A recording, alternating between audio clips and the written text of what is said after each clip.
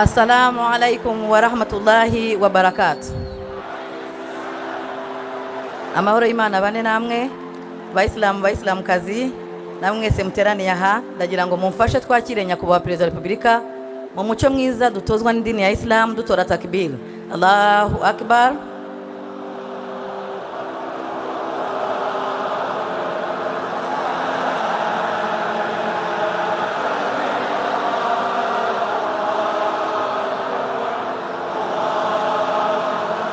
Walillahil hamd.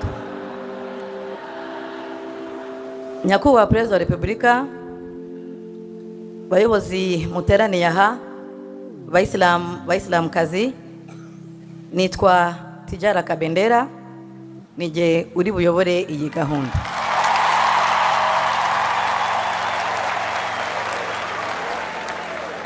Nyakubahwa Perezida wa Repubulika, uyu ni umunsi w'amateka, uyu ni umunsi udasanzwe ku Bayisilamu twese aha mu Rwanda.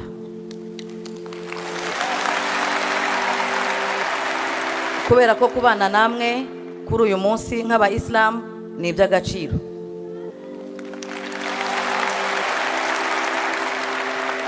Nyakubahwa Perezida wa Repubulika, mwarakoze kuduha agaciro.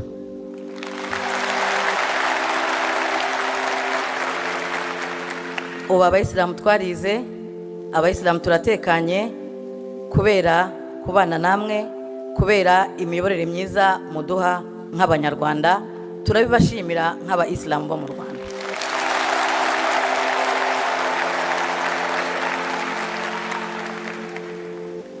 Abayisilamu bo mu Rwanda duteye ishema no kuba turi mu Banyarwanda bakora ibishoboka byose kugira ngo twubake u Rwanda twifuza. Nyakubahwa Perezida wa Repubulika, uyu munsi twawutangiye mu masaha ya kare, aho twagize ibiganiro bitandukanye ku nsanganyamatsiko ku ruhare rw'Umuyisilamu kubaka u Rwanda twifuza.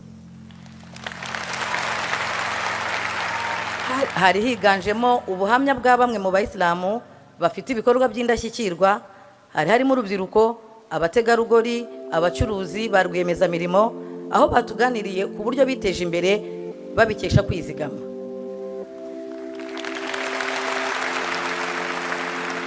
Bashishikarije urubyiruko kugira umuco wo kwizigama, kurwanya ibiyobyabwenge ndetse no kurandura ubwomanzi.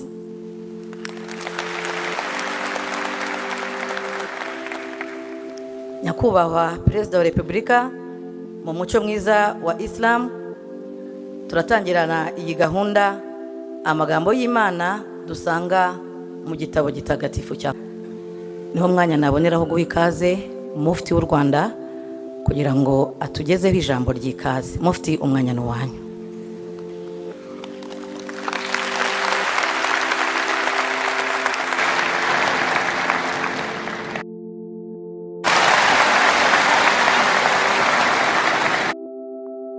Cyacu, bayobozi b'amadini n'amatorero muteraniye hano, bavandimwe Bayisilamu kazi, namwe nshuti z'umuryango w'Abayisilamu mu Rwanda, mwese uko muteraniye hano mbanje kubifuriza amahoro y'Imana, impuhwe zayo n'imigisha byayo.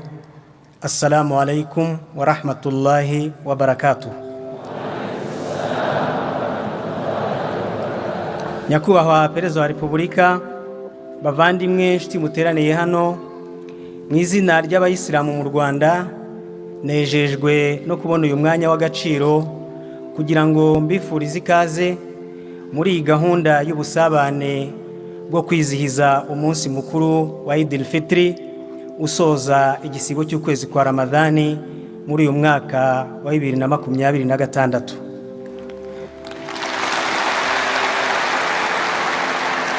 Ubu busabane bwahuje Abayisilamu mu Rwanda, namwe Nyakubahwa Perezida wa Repubulika, nkaba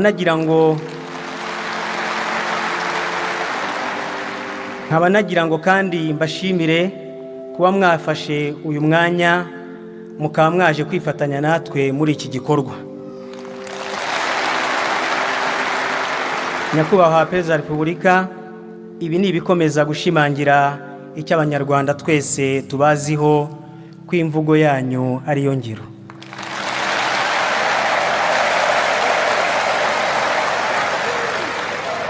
Ubu busabane bufite insanganyamatsiko igira iti twishimire imiyoborere myiza mu Rwanda yaduhaye agaciro n'ubwisanzure mu myemerere.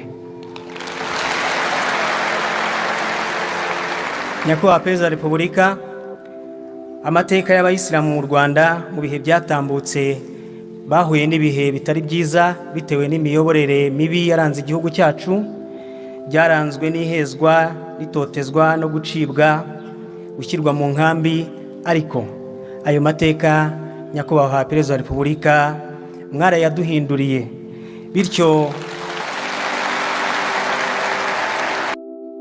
munyemerere mu ncamake bagezeho uko abayisilamu bo mu Rwanda tubayeho muri iki gihe cyiza cy'ubuyobozi bwanyu Nyakubahwa Perezida wa Repubulika.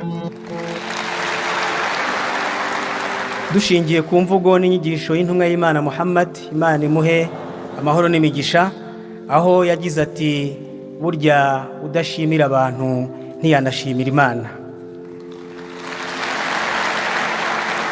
Mu izina ry'umuryango mugari w'abayisilamu mu Rwanda, Nyakubahwa Perezida wa Repubulika, turabashimira urugamba mwayoboye rwo kubohora igihugu cyacu no guhagarika jenoside yakorewe abatutsi mu 1994. Nyuma yaho urugamba murarukomeza, noneho mwunga abanyarwanda ndetse mubasha no kugarura ubumwe bwabo, munakomerezaho kubaka igihugu no kugiha icyerekezo gishimwa mu ruhando rw'amahanga. Nyakubahwa Perezida wa Repubulika, ibi byose mubishimirwa n'abanyarwanda twese muri rusange, ariko mu buryo bw'umwihariko twebwe abayisilamu bo mu Rwanda hari igihango dufitanye. Hari aho tuzirikana mwatuvanye, hari naho mutugejeje mu gihe cy'imyaka 31 y'imiyoborere myiza mu gihugu cyacu. Ibyo dushima ni byinshi cyane ntitwabirondora, gusa turavuga mu bike by'ingenzi bikurikira. Ku isonga Nyakubahwa Perezida wa Repubulika, turabashimira agaciro mwaduhaye. Ubu ntabwo tukitwa abaswayire, dufatwa nk'abandi baturage, nk'abandi banyarwanda bafite agaciro. Turabashimira kuri uyu mwanya muduha, bigaragaza agaciro muduha, umwanya nk'uyu wo gusabana natwe. Turashima ubwisanzure dufite mu kwamamaza ubutumwa bwa Isilamu no kugaragaza ukwemera kwacu nta nkomyi. Nyakubahwa Perezida wa Repubulika, turabashimira byimazeyo, mwadukuye mu bwigunge, muduha ikiruhuko rusange mu gihugu ku minsi mikuru ya Kisilamu yombi, umunsi wa Idil Fitri usoza igisibo cy'ukwezi kwa Ramadhani, ari nawo mwaje kwifatanya natwe muri ubu busabane, ndetse n'umunsi mukuru w'igitambo. Turabashimira uko mwahaye abana b'abayisilamu kimwe n'abandi banyarwanda uburenganzira bungana mu kubona uburezi no kwiga nta vangura iryo ari ryo ryose. Ubu abana bacu b'abayisilamu bariga. Nyakubahwa Perezida wa Repubulika, impamyabumenyi sinakubwira, n'abaprofeseri turabafite.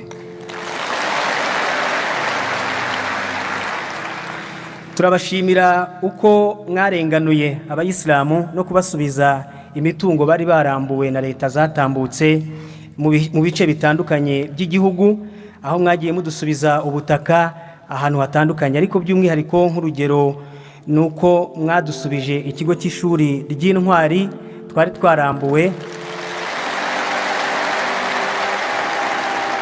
ndetse ntago ari ukukidusubiza gusa, ahubwo mwarakivuguruye muranacyagura maze kigira ishusho nziza. Turabibashimira.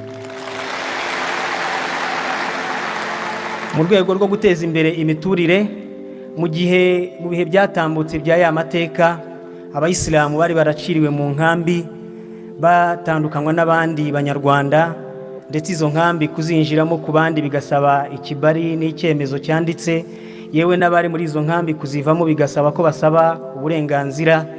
Ariko nyakubahwa Perezida wa Repubulika, ubu mwebwe ayo mateka mwarayahinduye, ndetse n'ahatuye abayisilamu nk'umujyi wa Biryogo w'amateka y'abayisilamu, ubu ahitwa mu Marangi habaye ubukerarugendo, hinjiriza amafaranga abahakorera.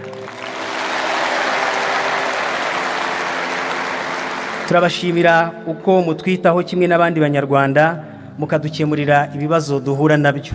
Ibyo twabitangira ingero nyinshi muri zo. Nyakubahwa Perezida wa Repubulika, turabashimira uko mworohereje abayisilamu mu Rwanda bajya mu rugendo rw'Imaka gukora umutambagiro mutagatifu, aho basigaye bagenda mu rugendo ruboroheye cyane bajyanye n'indege y'igihugu cyacu mwadushakiye ya Rwanda Air. Nyakubahwa Perezida wa Repubulika, mwabarinze imvune z'urugendo kuko iyi ndege irabatwara mu buryo bwa charter flight, ikava hano i Kigali ikagwa i Jeddah nta handi inyuze, ikazongera igahaguruka i Madina ikaza i Kigali nta handi inyuze, mu rugendo rw'amasaha 3 gusa bakaba bageze mu gihugu cyabo. Nyakubahwa Perezida wa Repubulika, twagira ngo tubamenyeshe ko iyo abahaji bacu baguye ku kibuga bakabona ni indege ije kubatwara mu buryo bwihariye bonyine, kuko idasanzwe ifite urugendo rukorera muri biriya bice, bivuga ngo iba yagiyeyo kubera abo bahaji. Ibindi bihugu baribaza bati aba bahaji barakomeye cyane, natwe twabwira duti dufite umuyobozi ukunda abaturage.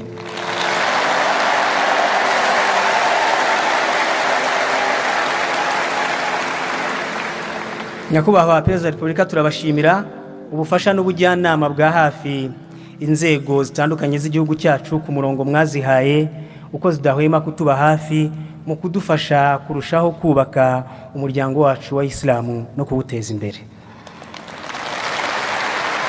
Nyakubahwa Perezida wa Repubulika, mu gihe muri ya mateka yatambutse abayisilamu bahezwaga, babuzwaga kwiga mu mashuri, kandi biranumvikana yuko no mu nzego z'igihugu aho nta wabitekerezaga, nta watekereza kuba umuminisitiri, nta watekereza ubudepite, ariko Nyakubahwa Perezida wa Repubulika, ubu mwaduhinduriye amateka. Abayisilamu bari mu nzego zitandukanye z'igihugu, abaminisitiri turimo, abambasaderi turimo, muri Sena no mu badepite turimo, inzego z'ibanze, inzego z'umutekano, mu bigo bya leta n'ahandi.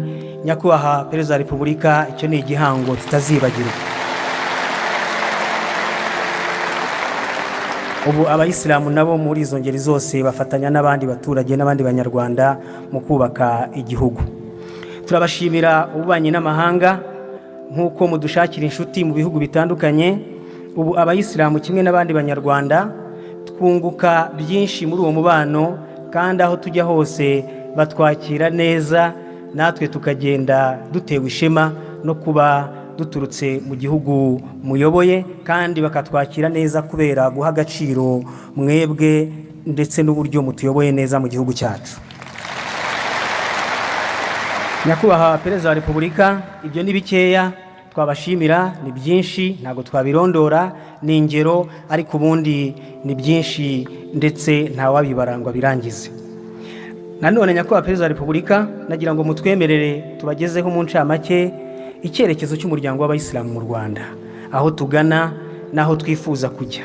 Umuryango w'abayisilamu mu Rwanda ufite icyerekezo gitanga icyizere, gishingiye kuri viziyo y'igihugu 2050 NST2, ndetse no kwigena migambi ry'imyaka 5 strategic plan ry'umuryango w'abayisilamu mu Rwanda kuva mu mwaka wa 2024 kugeza 2029. Iri gena migambi turyitezeho ko rituganisha heza. Mu byo dushyize imbere rero Nyakubahwa, harimo guharanira kunoza imikorere y'inzego z'umuryango w'abayisilamu mu Rwanda no kurushaho kwimakaza imikorere yo mu mucyo ndetse no kubazwa inshingano. Ikindi harimo kureba kure ndetse no gutekereza ibikorwa binini nk'uko biri mu mpanuro muhora mutugezaho, kandi tugatekereza ibyagutse hagamijwe kwigira. Mu mishinga migari y'icyerekezo dufite Nyakubahwa Perezida wa Repubulika, kandi yemejwe muri iryo genamigambi ry'umuryango w'abayisilamu mu Rwanda, twavugamo ingenzi hari umushinga witwa Islamic Cultural Center Hub muri Kigali. Uyu mushinga w'icyerekezo niwo mushinga uri ku isonga muyo twifuza kugeraho, ndetse wamaze gukorerwa inyigo. Ubu ngubu inyigo ikaba yararangiye. Ibikorwa by'ingenzi bizaba biwugize ni ukugira umusigiti w'icyitegererezo wo ku rwego rw'igihugu twita National Mosque. Nyakubahwa Perezida wa Repubulika, natwe twatekereje binini dushingiye aho igihugu kigana n'umurongo n'impanuro muduha zo gutekereza birambye. Tunarebye abashyitsi b'abanyacyubahiro igihugu cyacu cyakira harimo n'abayisilamu, natwe twasanze koko tugomba kugira umusigiti uhesha agaciro igihugu cyacu, ndetse ukanahesha agaciro umuryango mugari w'abayisilamu wo mu Rwanda. Hanyuma nabo bashyitsi nabo batugenderera muri ya marembo igihugu cyacu cyafunguye, nabo bakabona aho basengera haberanye n'urwego rwabo.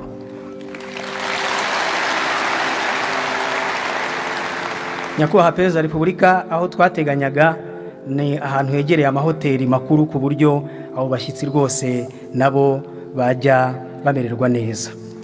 Dufite nanone kubaka icyicaro gikuru cy'umuryango w'abayisilamu mu Rwanda. Nanone uwo mushinga ugizwe no kugira ivuriro rifasha abaturage batuye aho ngaho n'abava ahandi. Nanone harimo n'inyubako y'ubucuruzi muri iyo nyigo izajya idufasha muri rwa rwego rwo kwigira no kubona amafaranga yo gukemura ibibazo by'umuryango. Harimo n'icyumba mberabyombi, ndetse hakaba n'ahahariwe imikino n'imyidagaduro. Hanyuma hakaba na parikingi nibura y'imodoka zigeze ku 1000 zifasha yaba abagana aho ngaho ndetse n'abandi baturiye muri ibyo bice. Nyakubahwa Perezida wa Repubulika, aha turabashimira umusanzu wanyu mwatwemereye ko muzatanga mu gikorwa cyo kubaka icyicaro gikuru cy'umuryango w'abayisilamu mu Rwanda kiduhesha agaciro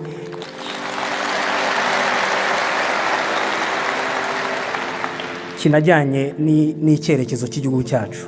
Tugana ku musozo, Nyakubahwa Perezida wa Repubulika, ubu twiyemeje ubufatanye n'ubwuzuzanye bw'ibyiciro byose by'abayisilamu.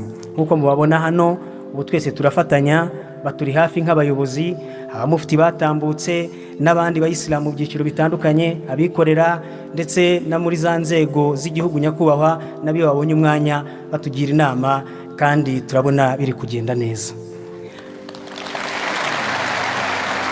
Twongeye kubashimira byimazeyo ku mwanya wanyu mwageneye abayisilamu mukaza kwifatanya natwe. Mu izina ry'abayisilamu mu Rwanda, Nyakubahwa Perezida wa Repubulika, twongeye kubasezeranya ko tuzirikana aho mwatuvanye n'aho mutugejeje, ndetse n'aho mutwerekeza heza harenze aho tugeze. Bityo Nyakubahwa Perezida wa Repubulika, mubyizere ko turi kumwe, turabakunda, turabashyigikiye, kandi duhora tubasabira ibyiza ku Mana Nyagasani. Nyakubahwa Perezida wa Repubulika, ndabashimiye, kandi mwese abateraniye hano nongeye kubifuriza amahoro y'Imana n'imigisha byayo. Assalamu alaikum wa rahmatullahi wa barakatuh.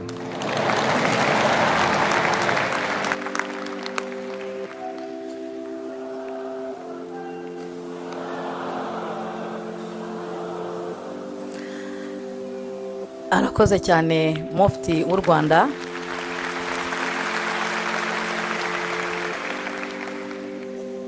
Tumushimire cyane ku ijambo ryiza tugejejeho ry'ikaze, ndetse n'ibyo atuvugiye biri ku mitima yacu nk'abayisilamu.